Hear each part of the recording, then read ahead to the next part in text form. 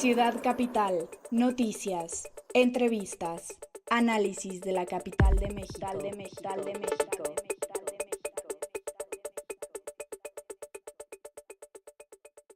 ¿Qué tal amigos? Bienvenidos a CDMX Radio, a su programa Ciudad Capital. Ya estamos aquí trabajando en lunes 1 de mayo, mientras ustedes pueden estar descansando. Tenemos bastante información para platicar con todos ustedes. Les saluda Luis Velázquez y me acompaña como siempre Alberto Puerta.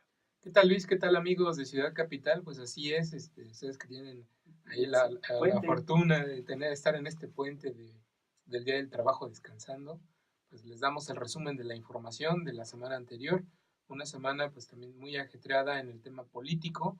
Les vamos a contar respecto a cómo va la Constitución de la Ciudad de México, los asuntos de litigio derivados de las impugnaciones presentadas. El consejero jurídico del gobierno de la ciudad acudió a la Suprema Corte de Justicia para platicar con el ministro presidente. También platicarles que, bueno, pues Miguel Ángel Mancera acudió a Nueva York, en donde hubo un reconocimiento de parte de la ONU a la Constitución de la Ciudad de México. En la entrevista tenemos una charla con Beatriz Pajés. Ella fue diputada constituyente designada por el Ejecutivo Federal. La peculiaridad de esta charla con Beatriz Pajés, que bueno, es la primera diputada emanada del PRI y designada por el Ejecutivo Federal, que está en contra de las impugnaciones que se presentaron contra la Constitución de la Ciudad de México. También comentarles, pues, en el tema de sustentabilidad, tenemos ahí un trabajo realizado respecto al agua. Vecinos de la delegación Coyoacán acusan que se está haciendo una discriminación en el abasto y uso político de la misma por parte del que es el jefe delegacional de la demarcación de extracción perredista. Y pues también en el asunto político rematamos pues con lo que ocurre dentro del partido Morena en la Asamblea Legislativa de la ciudad, en donde pues 6 diputados fueron sancionados, se les retiraron sus derechos políticos dentro del partido porque a finales del año pasado, de 2016, votaron en abstención el presupuesto de egresos de la ciudad y eso habría derivado en una afectación presupuestal para las delegaciones que están en poder de Morena, menos la delegación Cuauhtémoc. Esa es la información que tenemos para este programa. Así es, pues vámonos a esta parte tan importante del litigio de la Constitución. No habíamos hablado ya de ello porque había como una pausa, ¿no?, en cuanto a los trabajos que se están realizando en la Suprema Corte de Justicia de la Nación. Esta semana además será importante porque irá el gobierno de la Ciudad de México y la Asamblea Legislativa a dar sus alegatos a las controversias que han presentado tanto el Senado de la República, el Tribunal Superior de Justicia de la Ciudad de México y la Presidencia de la República. Entonces, viene ya la segunda parte. Ya hemos comentado aquí las respuestas que ha habido a las acciones de inconstitucionalidad, a las 4 acciones de inconstitucionalidad, y pues la semana pasada lo que fue más relevante al respecto es que ya inicia este acercamiento formal, ¿no?, entre el consejero jurídico y el presidente de la Suprema Corte de Justicia de la Nación para pues exponer de primera mano las inquietudes.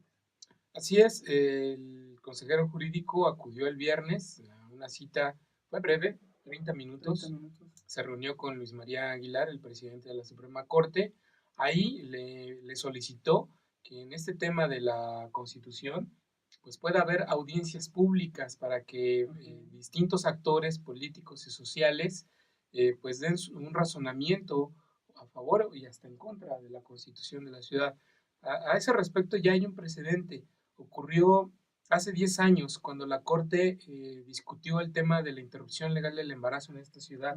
Hubo audiencias públicas donde actores de todo tipo, desde los más conservadores hasta pues, los más de izquierda, dieron sus posturas respecto a la interrupción legal del embarazo en la ciudad. Quieren hoy el gobierno de la ciudad repetir ese mismo ejercicio y por eso fue a la Suprema Corte con hablar de ello con el ministro presidente Manuel Granados.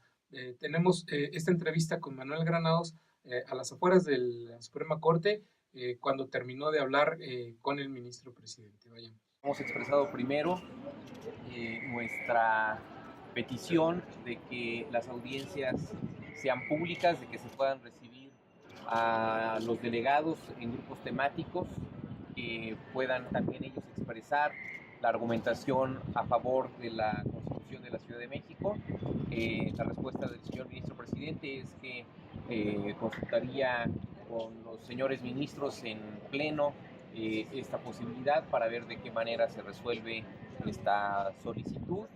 Por otro lado, también le hicimos saber que nosotros tenemos la inquietud en relación al proceso electoral que está en marcha. Eso es lo que comenta Manuel Granados al respecto. Dice, se estaría buscando que hubiera estas audiencias públicas muy importantes, sobre todo por lo que representa el documento de la Constitución, que fue realizado no solo por 100 constituyentes, sino participaron muchas organizaciones sociales que estuvieron presentando tanto iniciativas ciudadanas como haciendo sus también derechos de audiencia, defendiendo cada uno de los temas. Entonces, parece ser que la estrategia del gobierno de las ciudades es mostrarle a los ministros de manera pública y abierta que existe el interés de mucha parte de la población y no solo de las autoridades o de los partidos políticos.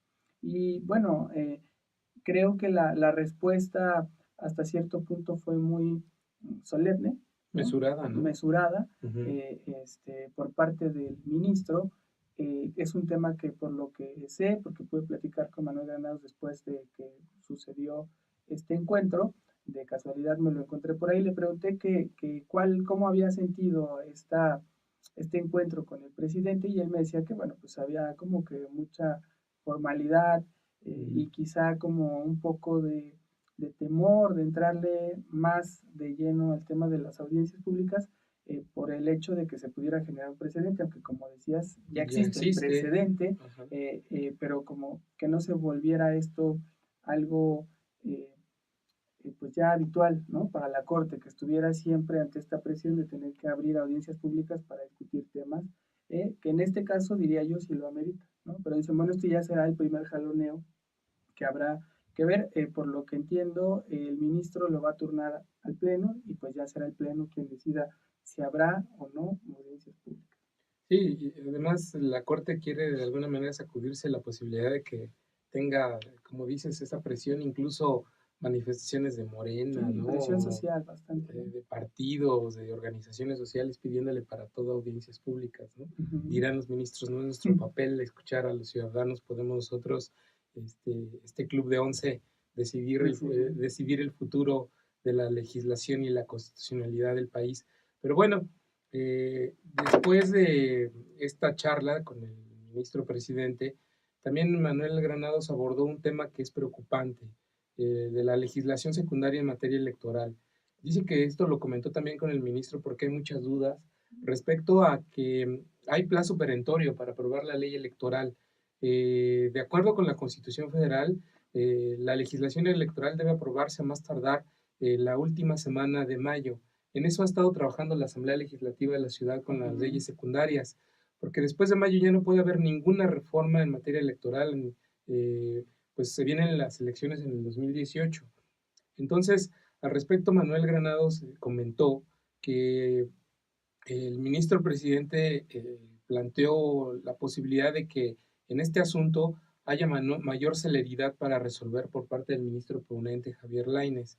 Pero también planteó una posibilidad que pues a varios reporteros que estábamos ahí nos dejó con mucha inquietud sobre la posibilidad de que la Corte resuelva ampliar ese plazo que se tiene a la última semana de mayo para que sea posterior cuando salgan las leyes secundarias en materia electoral. Dijo ahí que ya la Corte lo ha hecho en otros procesos, en otro tipo de historias, pero que la Corte puede resolver ampliar ese plazo que se tiene para sacar la legislación electoral. Vayamos otra vez con Manuel Granados para explicar este asunto de la legislación electoral y pues que las leyes secundarias en este tema quizá no estén para mayo, que por cierto es uno de los asuntos para los que está convocada la Asamblea Legislativa en periodo extraordinario. Vayamos con Manuel Granados. De las reformas a las leyes secundarias que genere pues lo que ya se prevé en la Constitución, que es la elección de alcaldes y la elección de concejales. Al respecto, el señor ministro puntualizó también que el ministro instructor, que es Javier Lainez, comprometió darle celeridad al proyecto justamente de su ponencia para efecto de saber cuáles son los alcances en relación tanto de las acciones como de los informes que hemos presentado. Por tanto, estaremos muy pendientes, nos pidió el ministro de la Corte, en cuanto esté el proyecto de la ponencia que realice el ministro Javier Lainez. A partir de ese momento estaremos también en posibilidad de fortalecer pues nuestros argumentos en favor de nuestra Constitución.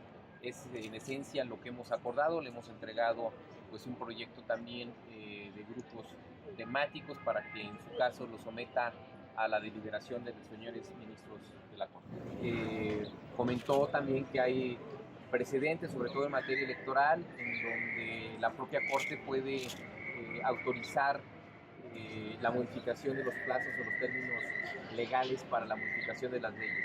En ese sentido, nosotros seremos respetuosos de las decisiones de la Corte. Sin embargo, mientras eso sucede, seguimos avanzando con el proceso de las reformas a las leyes secundarias. Eso mismo se lo informaría al presidente de la Asamblea Legislativa, a todos los grupos parlamentarios, al propio jefe de gobierno.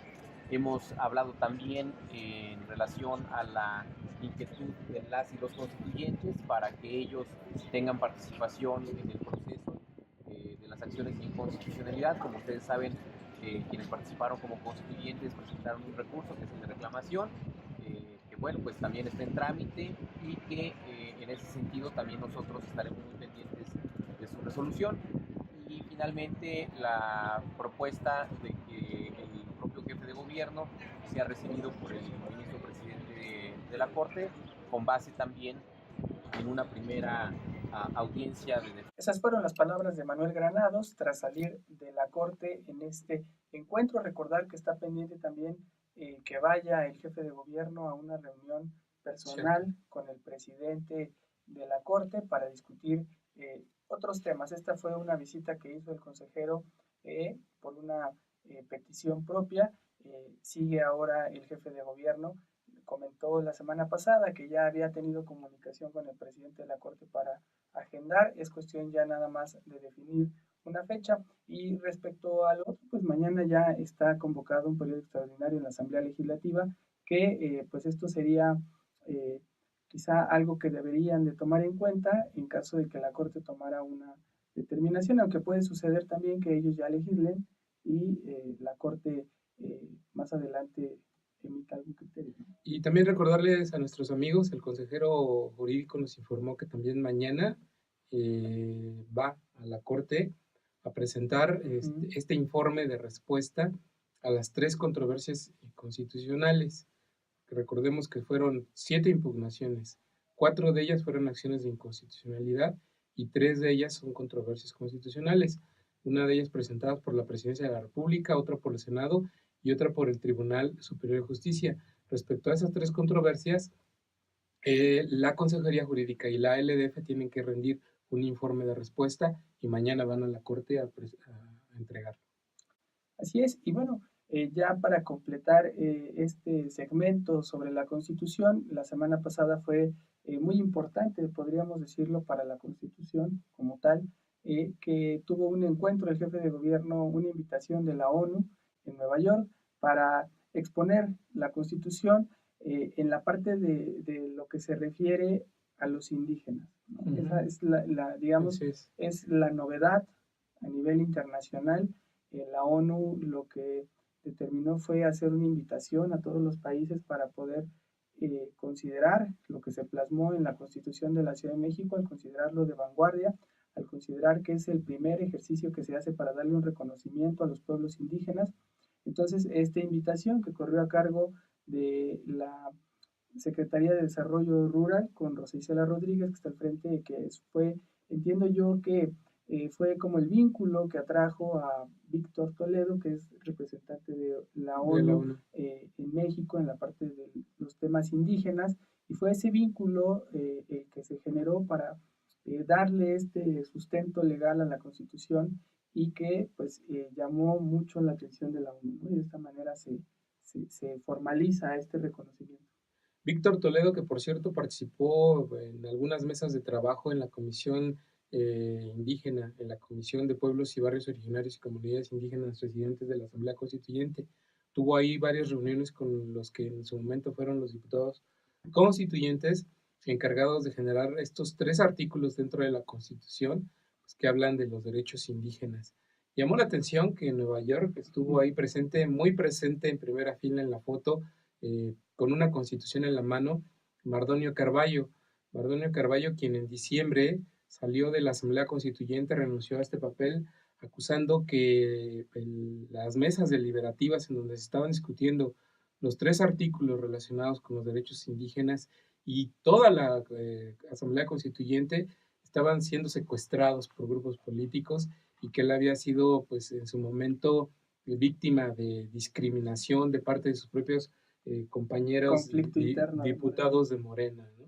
Entonces, a pesar de que Mardonio, pues, en su momento tiró la toalla y abandonó la chamba ahí en la Asamblea Constituyente por esas razones expuestas, pues ahí en la ONU estuvo al lado de Mancera, al lado de Rosa Isela Rodríguez y también al lado de Alejandro Encinas con la Constitución en la mano, ¿no? Y Porfirio Muñoz Ledo, que fueron quienes acudieron a esta cita ante la ONU y que, pues como dices, ¿no? Queda ahí para la historia el retrato de un personaje que además fue muy reconocido dentro de la Asamblea Constituyente unos días después de su salida, precisamente por Encinas, por Porfirio Muñoz Ledo, ¿no? Por todos estos constituyentes que reconocieron mucho la labor de él, el empeño que tuvo en generar el dictamen, que pues prácticamente pasó en términos generales, ¿no? No hubo grandes cambios al dictamen que él vino construyendo, ahora sí que creo yo que se anticipó, se adelantó y dejó una labor que hoy creo que lo tendría más satisfecho.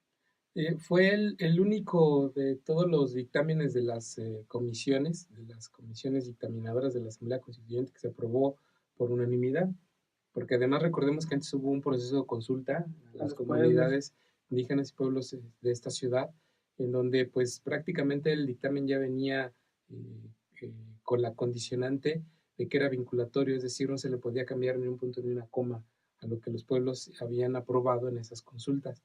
Cuando llega el tema de la Asamblea Constituyente, se aprobó por unanimidad esos 3 artículos de la Constitución. Pero también comentarles a nuestros amigos que hablando de esto, de visita a Nueva York, pues hubo un reconocimiento, ¿no? A la Constitución y hay un audio, ¿no? Un video al respecto, ¿no?